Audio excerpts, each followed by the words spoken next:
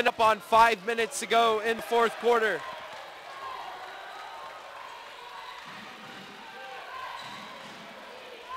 I think number 3 got away with a little bit of a walk there, Chris. I was just about to say the same thing.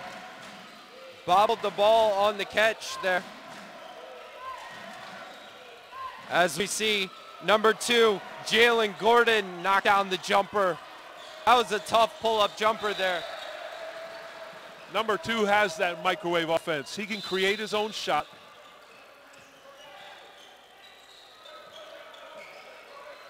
Lead here now 4 for the Bearcats. Under 5 minutes to go, 36-32.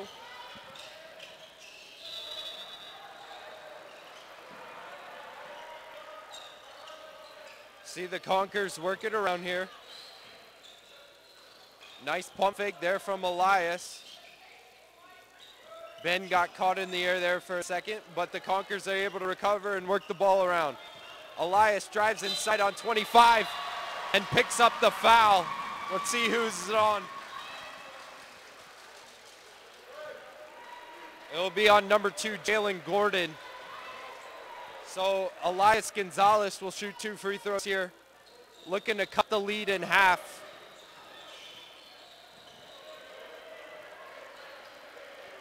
Nice shot by Elias Gonzalez. You know, he's only a freshman, Chris. We've got some strong players still in our lower grades, and they're going to help us for years, of course. It's going to be fun to watch Elias for 3 more years after this, as the second free throw was off. Quincy August misses, and we got an over-the-back call on number 1, Quincy August. A little bit of frustration there after the missed shot.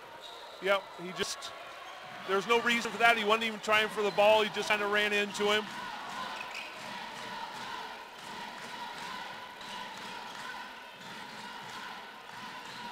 Conkers being very patient here, working the ball around perimeter. And we got a stoppage due to a ball kicked from the other court into our game. It will be Conker ball here on the side. And he's able to throw the ball off of a Bearcat right here in front of us.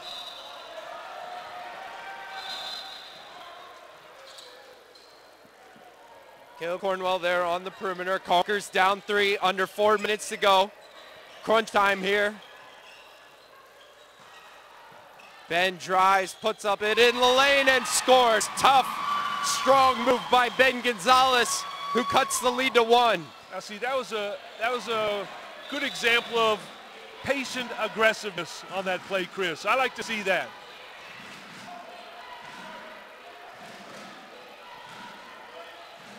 Desjuan Towson with the pull-up jumper is way off the mark. Way off the mark. Not the shot you're looking there if you're the Bearcats. Conkers looking to take their first lead of the quarter here. And wow, Elias stripped of the game where you still got to give everything. He took him by the shoulders and threw it. That was a horrible no call by the referees. Here's one of our fans. Josh, what did you think about that no call? It was great. I love no calls. I mean, okay, now we're back to the game. Sorry about that, people. We'll try to keep this to basketball knowledge. It looks like the Vineyard Bearcats are in the double bonus as Jalen Gordon knocked down both free throws there.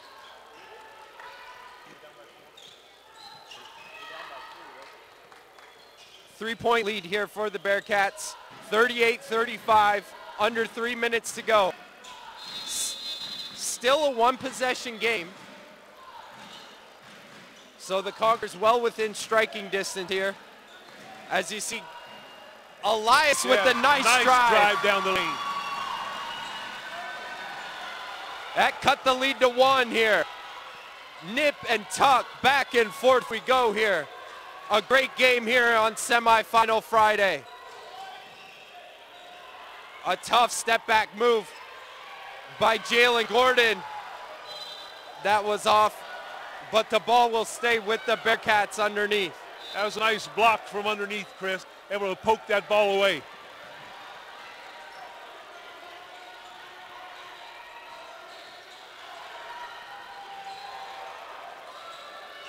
Desjuan Townsend looking for a high ball screen here.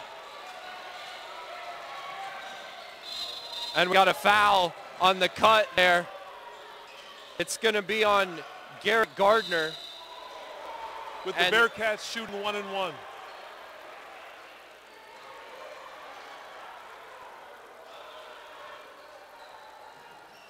We'll have to check that, Chris. One referee was calling for 2, one referee was calling for 1-1.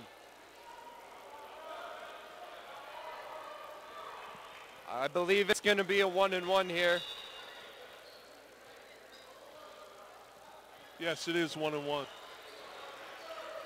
1 minute, 36 seconds to go here in the game as the free throw is off the mark, but the rebound to the Bearcats. Oh, and a dagger 3 there by Desjuan Townsend. Conkers didn't get the rebound on the free throw. The ball now. That was a critical error. And we see Caleb drive and get fouled. You know what I like about that, Chris? We didn't make the basket. Now we have the opportunity to score 2 points with the clock stopped. That's a good thing when you're behind this point of the game.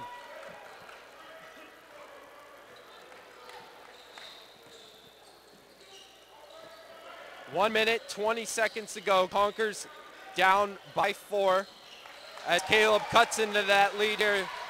3. Look for the Conkers to extend their defense a little bit after this free throw and look to put pressure on the Bearcats, see if they're able to get a turnover as Caleb makes both free throws to cut the lead to 2. You know, the Bearcats have not been driving to the lane.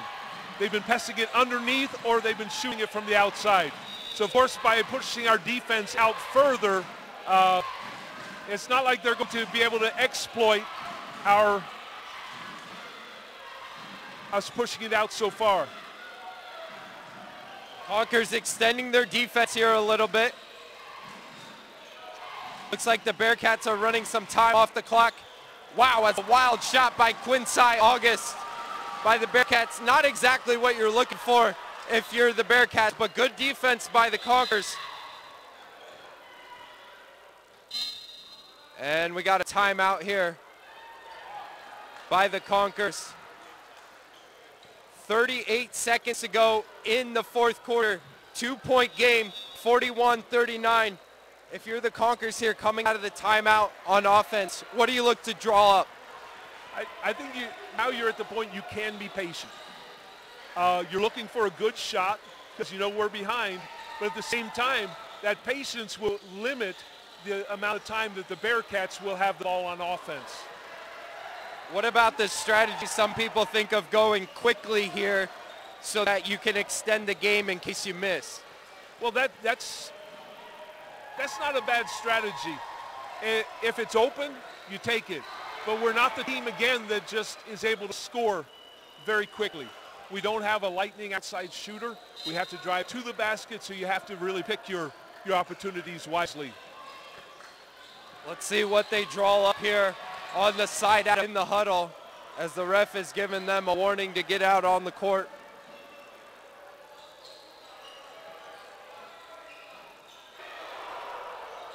Got the Bearcats pressing the ball on the inbound. Now they pull back. Just a strong man-to-man defense, but no one guarding. They get the ball into Caleb there in the backcourt. It's headed sweaty palm time here as Ben drives to his left hand and puts it in, tying the game. And Calvary calls an immediate timeout. A nice 30-second timeout there by the Conkers. Oh my goodness. A nice play drawn up for Ben to drive to his left hand. 41-41 tie game here with 27 seconds to go in the game. Conkers need one final stop. If you're the Bearcats, I would likely hold for one final shot. What do you think? Yeah, if I were them, I'd hold for one final shot because if they hold the ball the whole time and don't score, the ball goes into overtime. However, sometimes a young man who knows how to shoot very well will get a little bit quick on this. He'll take a shot, hopefully an ill-advised shot, and we can get the ball back one more time. It definitely happened on the last possession for the Bearcats as Quincy August took a wild attempt. Chris, I believe that if you look at in the dictionary on the word barn burner, you'd find a snapshot of this game at this point.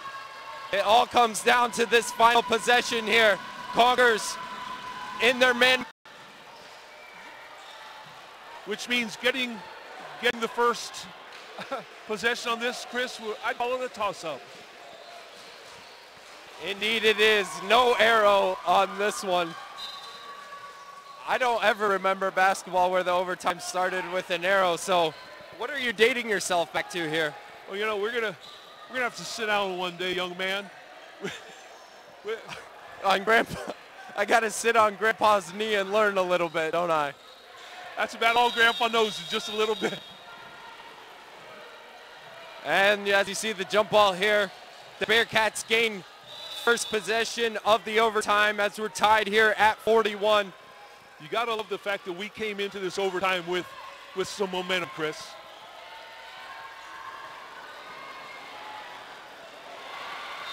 Wow, looked like Caleb got away with the foul there and the turnover by the Bearcats. It'll be interesting to see here in this overtime, both Ben and Caleb playing with 4 fouls. Now they're seniors, so they have to be smart. It might be good just for us to take the air out of the ball a little bit. You see Elias from the top of the key, yes. knocked down the so jumper. Much for taking the air out of the ball, Chris. We went right into our offense and scored the first 2 points of this overtime. Would you say they put the air in the ball there? As you see number 2, Jalen Gordon, come up short on his floater.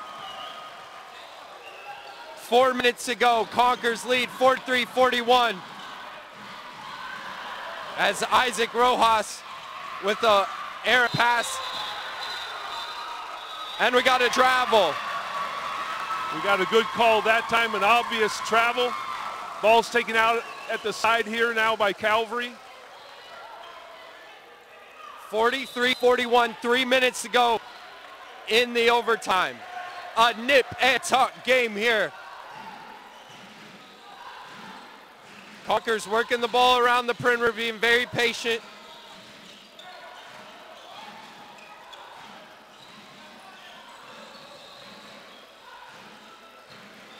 Elias holding the ball there at the top of the key. Garrett nearly traveled but got away with it. Good patience shown by Calvary in this. And Ben Gonzalez does get called for the travel there. 2-point game here as the Bearcats walk the ball into the front court. We need another defensive stop. What you don't want to give up is a 3-point basket at this point. Puts real pressure on your offense down to this other end. Right on cue, the 3 was taken, and we got a held ball. And it'll go to the Bearcats. Oh no! It looks like the Bearcats had the possession on the beginning of. They won the jump ball at the start of overtime, so it's Conker basketball.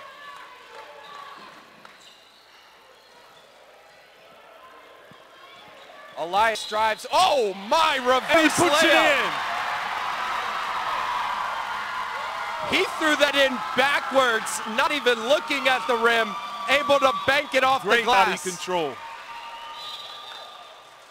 And it looks like number 25, Jacob Bauman, has fouled out as number 24, Omar Hussein, will replace him. That's going to be huge coming down the stretch here. Where I think that hurts the Bearcats is more on offense, because we've had to key on number 25. As you see, Elias missed the free throw there, so still a 4-point game. Under 2 minutes to go.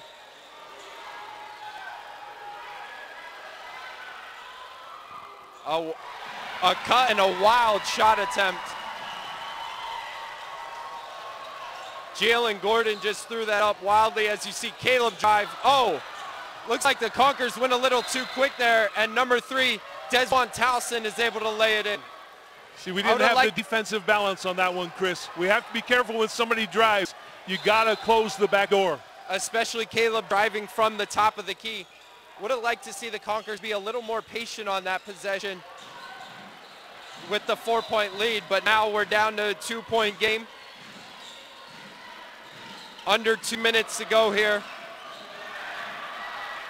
Great hustle by the Conkers as Elias sidesteps and banks it in. Great body control again by Elias Gonzalez. 4-point game. Under 1 minute to go now. With less than a minute now left here in overtime. Calvary up by 4. Oh, and it looks like Caleb ill-advised. Cornwell has just fouled out of the game. He was caught reaching.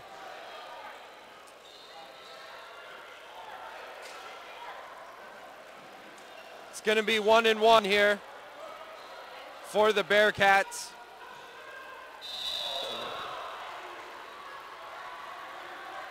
Oh, and maybe not. Maybe he only had 3 fouls. And the Bearcats missed the front end of the 1-1. Calvary takes their time bringing the ball down the court. Oh, and a foul there on number 3, Desjuan Towson. So Caleb, the senior guard, playing in his second to last game here. With 32 seconds to go, Conkers lead by 4. Coming out of the timeout, Caleb will be shooting the front end of a 1-1. You know, the thing is, if he makes both of them, it's still a 2-possession game. But in around 30 seconds, the Bearcats would have to hit 2 3-point baskets, Chris. It might put it out of reach at that point. In this 1-1, again, like we said yesterday, the first free throw is going to be so critical. Because it takes it into automatic that the Bearcats have to make a 3-point basket.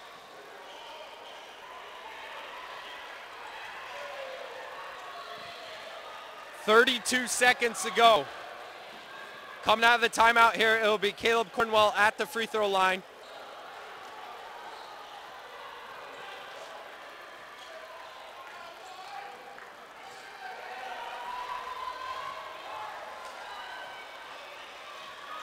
If you're the Conkers, if he misses his free throw, you do not want to commit it over the back foul and let the Bearcats score with no time coming off the clock. And wow, we got a violation here.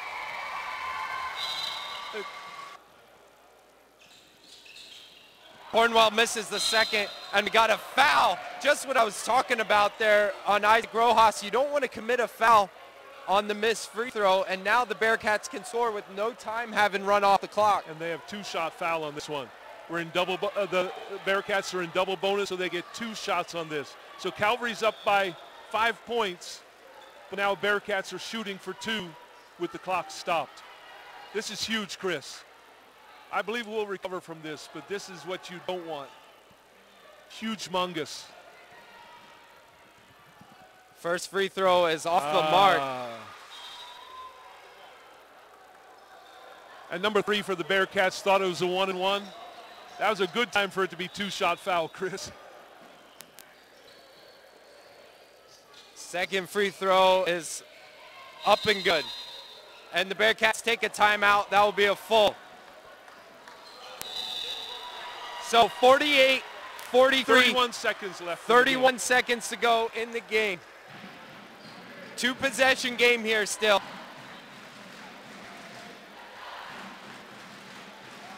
What do you want to see the Conkers run here coming out of the timeout? I'm sure the Bearcats will go to some form of full court pressure. Well, I'd like to see them keep the ball in the hands of Ben Gonzalez first, because he's our best foul shooter.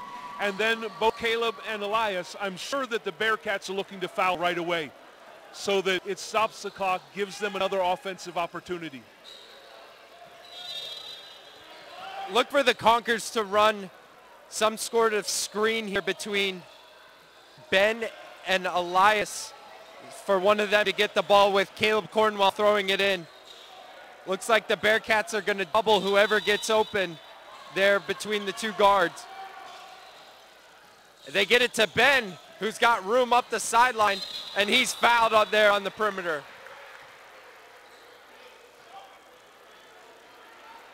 So it's Ben Gonzalez shooting 1-1. Chris, this is the one for the Calvary Conkers that I like to see at the foul line in any situation, but especially right now. Looked like the Bearcats might have had the turnover there if they didn't foul. They had Ben jumping in the air with nowhere to pass the ball. As Ben, the senior, is able to make the first free throw. Make it a 5-point game here. 28 seconds remaining. Second free throw is off. Bearcats got to push quickly.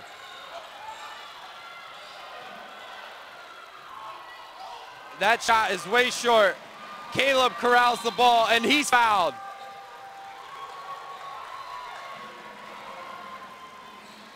And he'll shoot 1 and 1.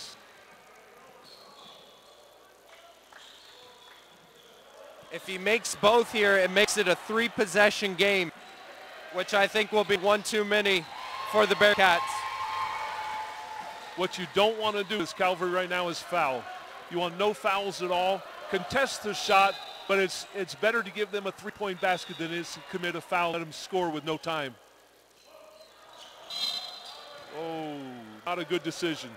Wow, it looked like Caleb was trying to miss that on purpose there. But because he didn't hit the rim, the ball automatically is a turnover and goes to the Bearcats. 18 seconds to go, 6-point game. A pull-up 3 is off the mark by Jalen Gordon. Caleb gets the rebound and he's fouled.